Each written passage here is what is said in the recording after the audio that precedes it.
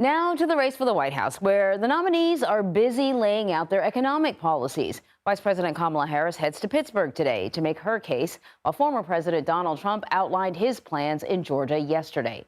This afternoon, he'll be in the battleground state of North Carolina. And new CBS News polling shows being seen as likable matters more for Kamala Harris than it does for Donald Trump.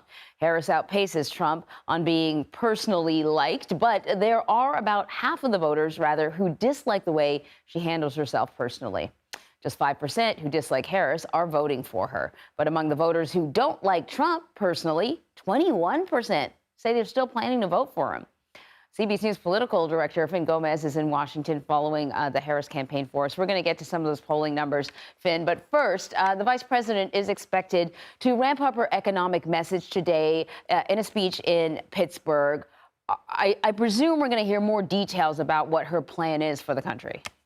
That's right, Anne-Marie. We've heard a lot about the opportunity economy vision that she has, plan that she has if she were to be elected president. Today in Pittsburgh, in the heart of the Rust Belt, Anne-Marie, the vice president is set to unveil more details, calling on federal incentives to spur domestic manufacturing. Of course, in that Rust Belt state area, as you are well aware, Anne-Marie, there's a lot. Manufacturing is a very key part of that economy.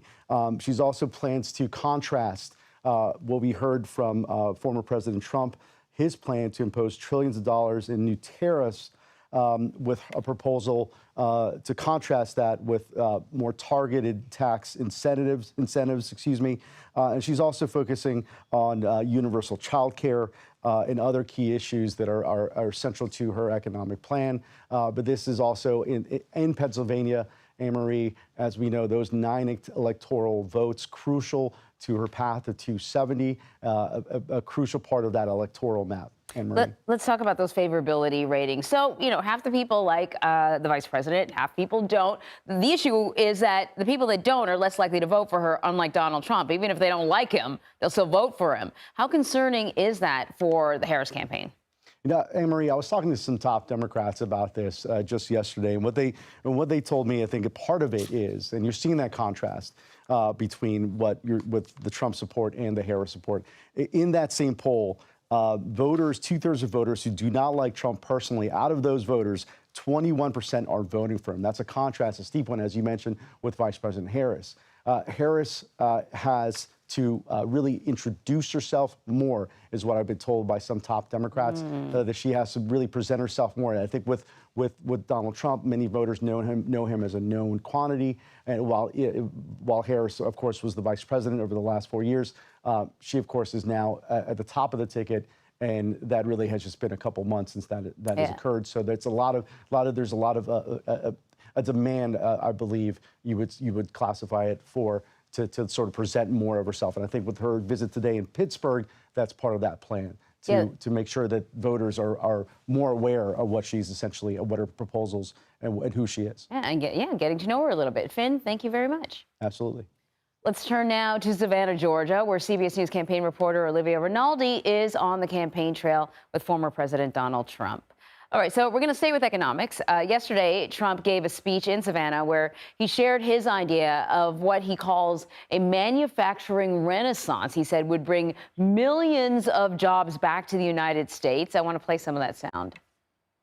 The centerpiece of my plan is for a manufacturing renaissance, which will be a 15% made in America tax rate.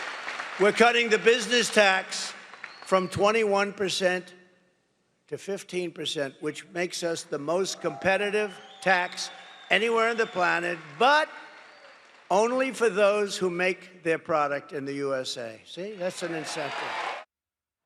Okay, that's a little more information than we got before from him, because he's talked an awful lot about substantial tariffs.